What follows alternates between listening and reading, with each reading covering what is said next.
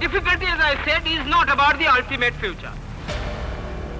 Our difficulty is how to make the heterogeneous mass that we have today take a decision in common and march in a cooperative way on that road which is bound to lead us to unity.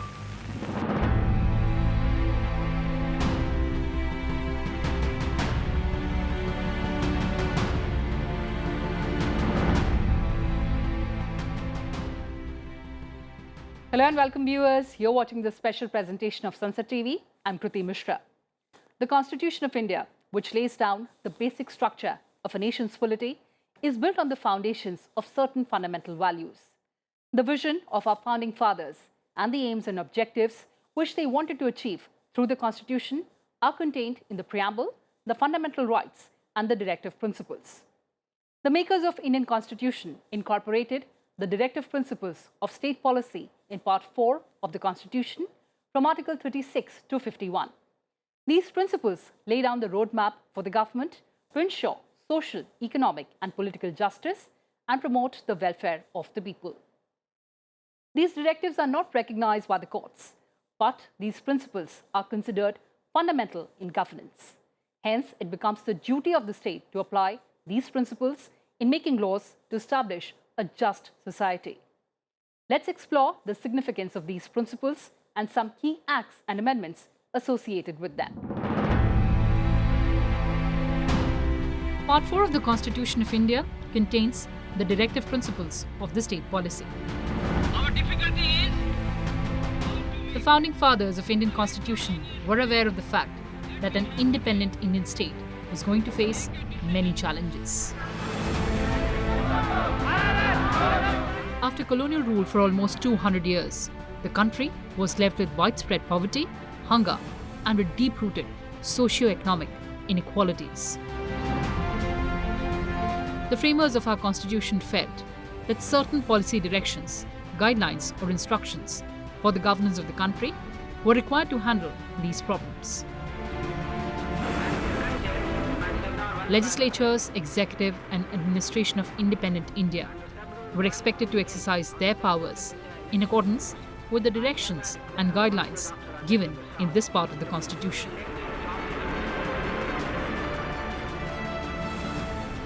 Directive principles are certain ideals, particularly aiming at socio-economic justice, which, according to the framers of Constitution, Indian state should strive for. Dr. B.R. Ambedkar described directive principles as a novel feature of the Constitution. They are in the nature of general directions, instructions, or guidelines to the state. The main objective of the Constitution is to render justice, to promote equality, and to give equal opportunity to everyone. If justice is to be rendered, which is social, economic, and political, to achieve that objective, the Constitution framer in Part 3 of the Constitution dealt with the fundamental rights, provided for the fundamental rights, and in Part 4 of the Constitution, they provided for the directive principles of the state policy. Now, you have to say in one sentence, fundamental rights are political rights, and directive principles of state policy are direction to the state to achieve the objectives which are enshrined in the preamble of the Constitution, that is social and economic justice. These social and economic rights should be implemented as and when the time arises. Directive principles embody the aspirations of the people of India. Objectives and ideals which union and the state governments must bear in mind while making laws and formulating policies. The directive principles are the life-giving provisions of the Constitution. They represent the philosophy of social justice incorporated in the Constitution of India. Although directive principles are not legally binding by any court, they are fundamental in the governance of the country. They lay down a code of conduct for the legislatures, executive, and administrators of India to discharge their responsibility in tune with these ideals. Our difficulty is how to make the heterogeneous mess that we have today take a decision in common and march in a cooperative way on that road which is bound to lead us to unity. Directive principles in the Indian Constitution are taken from the Constitution of Ireland. But the idea and philosophy of these principles can be traced back to the French Declaration of Human Rights, American Declaration of Independence, liberal as well as socialist philosophy of the 19th century, and of course, our very own Gandhian concept of Sarvodaya.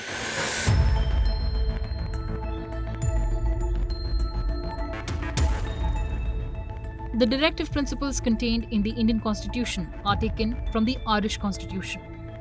The Irish themselves had, however, taken the ideas from the Constitution of Spain. The idea of such policies can be traced to the Declaration of Rights of Man, proclaimed in revolutionary France, and the Declaration of Independence by the American colonies. Similar guidelines were provided in the form of instruments of instruction in the Government of India Act 1935. Directive principles of state policy aim at making India a welfare state. The directive principles are classified on the basis of their ideological source and objectives. Article 38. The state shall strive to promote the welfare of the people by securing and protecting a social order, by ensuring social, economic and political justice, and by minimizing inequalities in income, status, facilities and opportunities. Article 39. The state shall, in particular, direct its policies towards securing right to an adequate means of livelihood to all the citizens. The ownership and control of material resources shall be organized in a manner to serve the common good. The state shall avoid concentration of wealth in few hands. Equal pay for equal work for both men and women. The protection of the strength and health of the workers. Childhood and youth shall not be exploited. Article 41. To secure the right to work, to education, and to public assistance in cases of unemployment, old age, sickness, and disability. Article 42. The state shall make provisions for securing just and humane conditions of work and for maternity leave. Article 43. The state shall endeavour to secure to all workers a living wage and a decent standard of life. Article 43A. The state shall take steps to secure the participation of workers in the management of industries. Article 47. To raise the level of nutrition and the standard of living and to improve public health. Article 40. The state shall take steps to organize village panchayats as units of self-government. Article 43. The state shall endeavour to promote cottage industries on an individual or cooperative basis in rural areas. Article 43B. To promote voluntary formation, autonomous functioning, democratic control, and professional management of cooperative societies. Article 46. The state shall promote educational and economic interests of the weaker sections of the people, particularly of the scheduled castes, scheduled tribes, and the other weaker sections. Article 47. The state shall take steps to improve public health and prohibit consumption of intoxicating drinks and drugs that are injurious to health. Article 48. To prohibit the slaughter of cows, calves and other milch and draught cattle and to improve their breeds.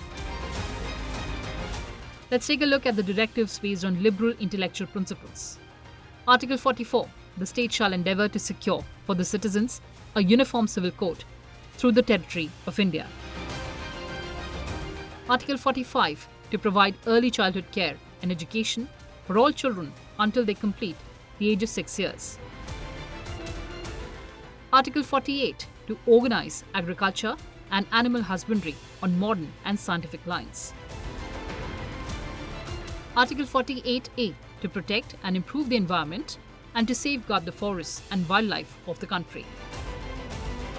Article 49. The state shall protect every monument or place of artistic or historic interest. Article 50. The state shall take steps to separate judiciary from executive in the public services of the state. Article 51.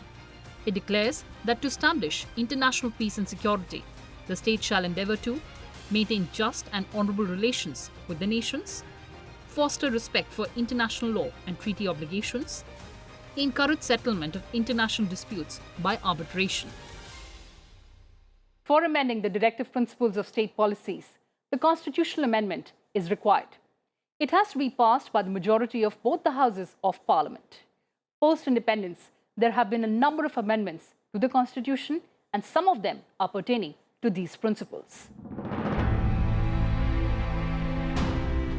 42 Constitutional Amendment 1976 introduced certain changes in Part 4 of the Constitution by adding new verdicts.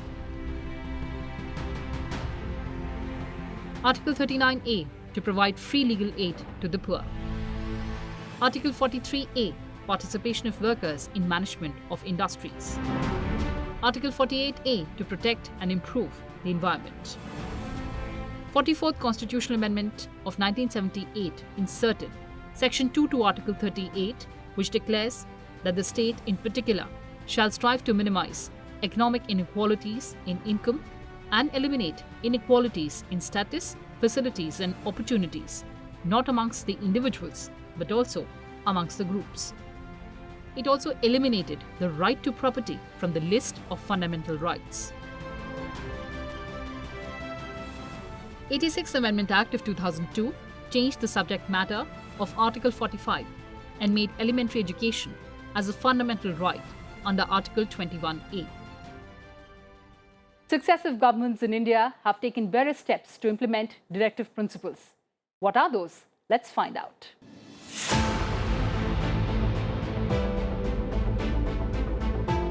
Some of the measures in this effect are as follows. In order to give effect to the principle of Article 39, various legislations were enacted by the government with the objective to organize the ownership and control of material resources to serve the common good. Some of these include land reforms. Land is the most essential material resource in an agrarian country like India. Through land reforms, the zamindari system was abolished, ceiling on land holdings imposed, and surplus land distributed among landless labourers. Minimum Wages Act, income tax, and other taxation measures to tax high-income groups and provide exemption and relief to the weaker sections. Through 73rd Constitutional Amendment Act 1992, the government fulfilled the constitutional obligation stated in Article 40. Three-tier Panchayati Raj system was introduced at the village, block and district levels in almost all parts of the country. Cottage industries. To promote cottage industries as per Article 43, the government has established several boards such as Village Industries Board, Khadi and Village Industries Commission, All India Handicraft Board, Silk Board, Quad Board, which provide essential help to cottage industries in finance and marketing. Government has also implemented provisions related to free and compulsory education as provided in Article 45. Introduced by the 86th Constitutional Amendment, subsequently passed the Rights to Education Act 2009. Elementary education has been accepted as fundamental right of each child between 6 to 14 years of age. The emphasis on early childhood care and education in the newly unveiled National Education Policy seeks to realize the provisions of Article 45, which aim to provide for early childhood care and education for all children until they complete the age of 6 years. Rural area development programs such as the Community Development Program 1952, Integrated Rural Development Program of 1978-79, and Mahatma Gandhi National Rural Employment Guarantee Act of 2006 were launched to raise the standard of living, particularly in rural areas, as stated in the central government-sponsored schemes like Pradhan Mantri Gram Swasthya Yojana, National Rural Health Mission, are being implemented to fulfill the social sector responsibilities of the state.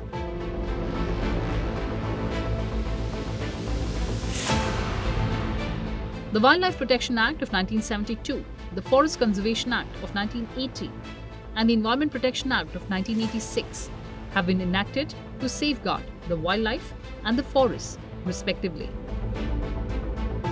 The Water and Air Pollution Control Acts have provided for the establishment of Central Pollution Control Board.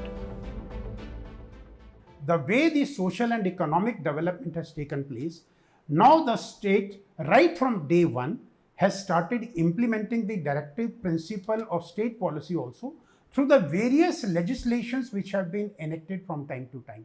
Take for example, I'll give the first example, labor laws, equal pay for equal work, child protection, maternity leave, protecting rights of the women, and allowing people to work within a time limit which is prescribed under the law.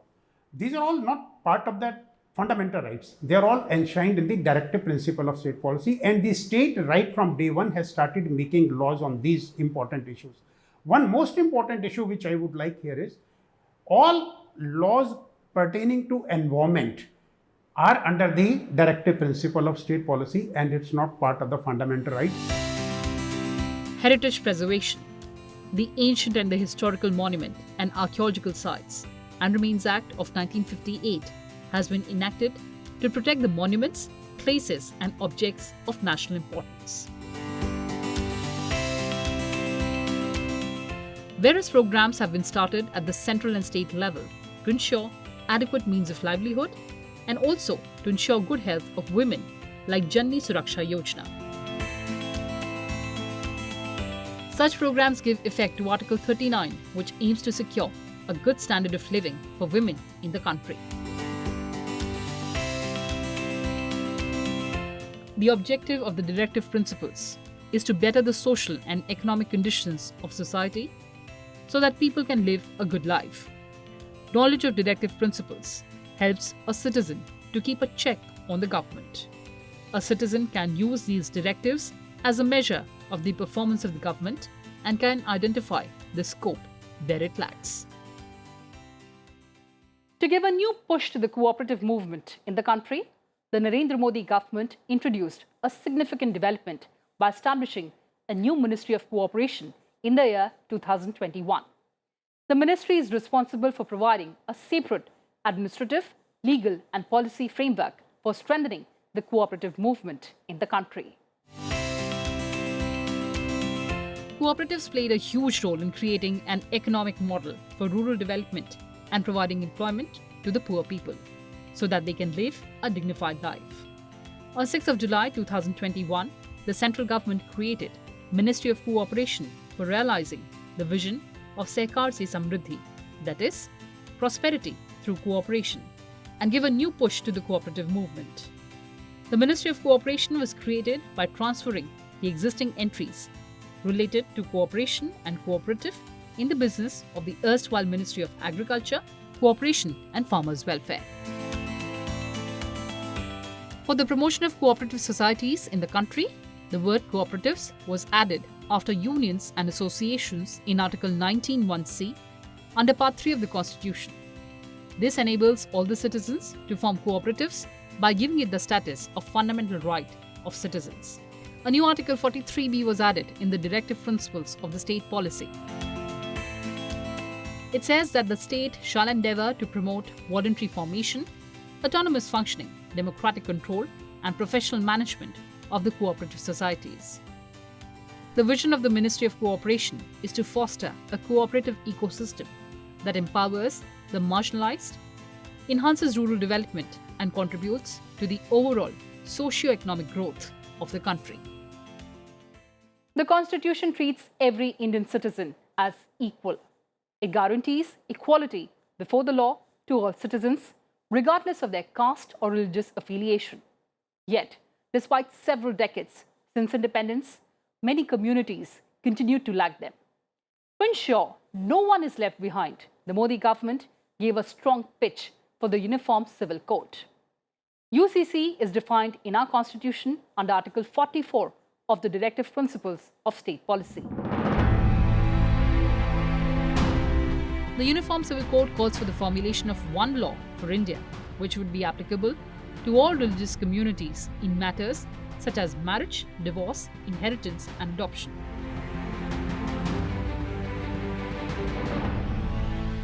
The issue has been at the center of political narrative and debate for a century, and a priority agenda for the Bharatiya Janata Party, which has been pushing for the legislation in Parliament. Prime Minister Modi has time and again pushed for the implementation of Uniform Civil Code, saying it will bring equality and justice, while the opposition leaders warn government of potential law and order issues if the common law comes into effect in India. एक घर में परिवार के एक सदस्य के लिए एक कानून हो, परिवार के दूसरे सदस्य के लिए दूसरा कानून हो, तो क्या वो घर चल पाएगा क्या? कभी भी चल पाएगा क्या?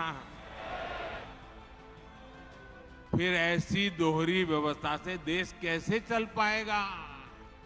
हमें याद रखना है कि भारत के संविधान में भी नागरिकों के समान अधिकार की बात कही गई है. Uniform Civil Code is part of Part 4 of the Constitution, which includes directive principles of state policy.